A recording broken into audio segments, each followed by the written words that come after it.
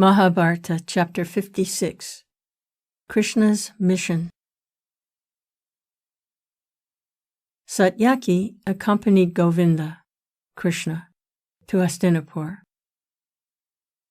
Before setting out on his journey, Krishna had a lone discussion with the Pandavas. Even the mighty Bhima, rather surprisingly, supported a peaceful settlement. "Let not the race be destroyed. Peace is very much to be preferred," said he. The poet Vyas makes Bhima speak thus in order to show that truly great warriors desire peace, and that to seek peace is not a sign of fear. But Draupadi could not forget her humiliation. Holding her locks in her hand, she stood before Krishna, and in a voice quivering with grief she said, "Madhusudana, look at these tresses of mine and do what honor requires to be done. There can be no peace without honor. Even if Arjuna and Bhima are against war, my father, old though he is, will go to battle, supported by my children. Even if my father can keep out, my children, with Subhadra's son Abhimanyu at their head, will fight the Kauravas. I have, for the sake of Dharmaputra, these 13 years, suppressed the burning flame of anger within me. I can restrain myself no longer." And she sobbed, remembering the great outrage.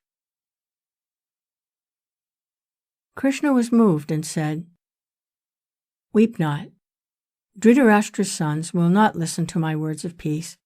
They are going to fall, and their bodies will be food for wild dogs and jackals. You will live to see us victorious, and the insult to you will be fully avenged, and that too soon." Draupadi was satisfied. Madhava, Krishna, halted for the night near the city of Kuchasthala. When news of Krishna's forthcoming first came, the city was in great excitement. Dhritarashtra issued orders for decorating the city, and arrangements for receiving Janardana, Krishna, were in full swing. Dhritarashtra issued instructions that Dushashan's palace, being bigger and more beautiful than Duryodhana's, should be got ready and placed at the disposal of Krishna and his entourage, and large tents were erected in several places outside the city along the route which Krishna's chariot was to take. Dhritarashtra consulted Vidura. He said to him, "Make arrangements for presenting Govinda with chariots and elephants. Presents of other kinds should also be got ready." But Vidura said, "Govinda cannot be bought with presents. Give him that for which he is coming to the land of the Kurus. Does he not come here seeking a peaceful settlement? Make that possible. You cannot satisfy Madhava with other gifts." When Govinda reached Hastinapur, the citizens had thronged in such numbers in the decorated streets that his chariot could only progress very slowly. He went first to Dhritarashtra's palace and then proceeded to Vidura's house. Kunti Devi met him there. Thinking of the sufferings of her sons and overpowered by grief, she wept. Krishna comforted her, and taking leave of her, made for Duryodhana's palace. Duryodhana gave Govinda welcome and invited him to dinner, but Krishna said with a smile, "Emissaries eat only after their mission is fulfilled. You may give me a feast when my work here is completed." Declining Duryodhana's invitation, he returned to Vidura's house, where he rested. Vidura and Krishna took counsel together. Vidura told him that Duryodhana's arrogance was based on his confidence that no one could beat him as long as Bhishma and Drona, who he knew were under a moral obligation not to abandon him, stood by him. Vidura said that it would be a mistake for Govinda even to enter the wicked man's court. All who knew Duryodhana and his brothers apprehended that they would plot, through fraud and deceit, against Krishna's life. "What you say about Duryodhana is true. I have not come here with any hope that I would be able to secure a peaceful settlement, but only in hope that the world might not hold me to blame. Have no fear for my life, said Krishna. The next morning, Duryodhana and Sakuni came to Krishna and informed him that Dhritarashtra was waiting for him. Govinda went to the court along with Vidura. As Vasudeva came into the court, that great assemblage of kings stood up, saluting the elders with folded hands, and with a word or smile for the others, Krishna took his seat.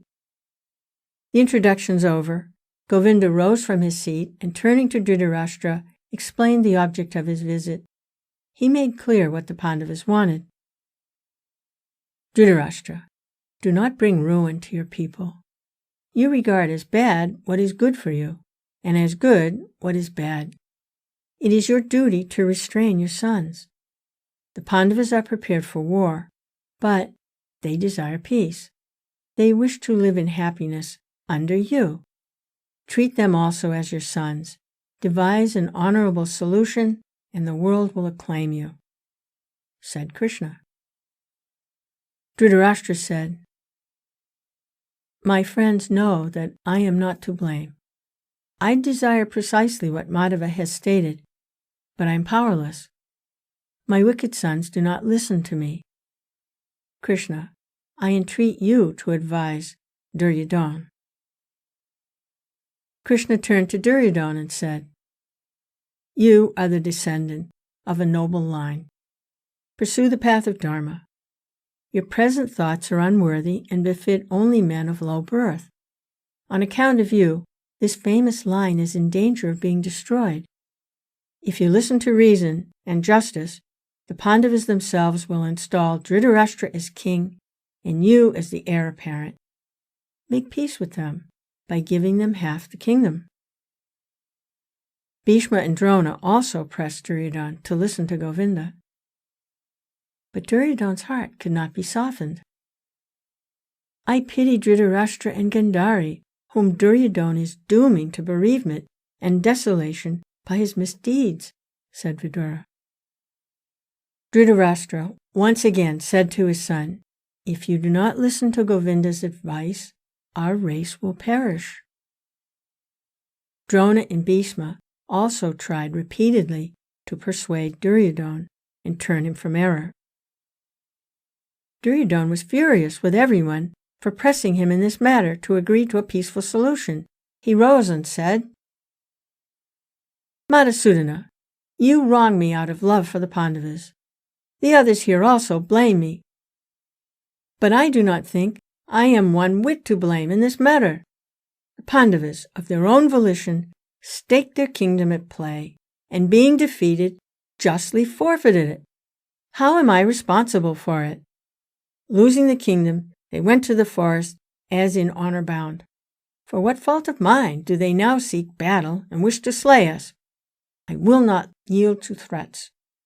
When I was young, the elders did us grievous wrong by giving the Pandavas, I do not know why, a part of the kingdom to which they had not a shadow of a right. I acquiesced then, but they lost it at play. I refuse to return it to them. I am utterly blameless. I will not give the Pandavas an inch of land, not even a needle point of it. When Duryodhana said that he had not committed wrong, Govinda laughed and said, The play was fraudulently arranged by you in conspiracy with Sakuni, and you afterwards insulted Draupadi in an assembly of princes, and yet you have the impudence to say that you have committed no wrong, and reminded him of the other iniquities he had perpetrated against the Pandavas. Dushashan, seeing that Bhishma and others were accepting Krishna's indictment of Duryodhana, said, Brother, it seems that these people have a plot to bind you with ropes and hand you over to the Pandavas. Let us get away from here. And Duryodhana, accompanied by his brothers, walked out of the court. Govinda addressed the court again and said, Sires, the Yadavas and the Vrishnis live happily. now that Kamsa and Shishupal are dead. In order to save a whole people, it is sometimes necessary to sacrifice an individual. Does it not happen occasionally that a village is abandoned in order that the country may be saved? I am afraid you will have to sacrifice Duryodhana if you want to save your race. That is the only way. Dhritarashtra said to Vidura, "Bring far-sighted Gandhari here. It is possible that Duryodhana might listen to her." Gandhari was sent for, and when she came to court, Duryodhana was sent for. Duryodhana, his eyes red with anger, returned, and Gandhari tried by all means in her power to bring him around to reason.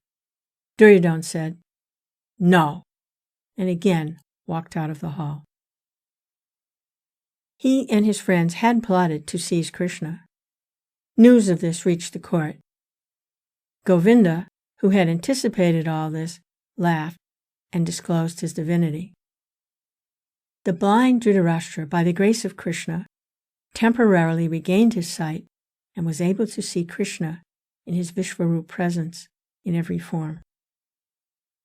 Pundarikaksha, lotus-eyed Krishna, having seen your Vishvarup, I do not wish to see anything else.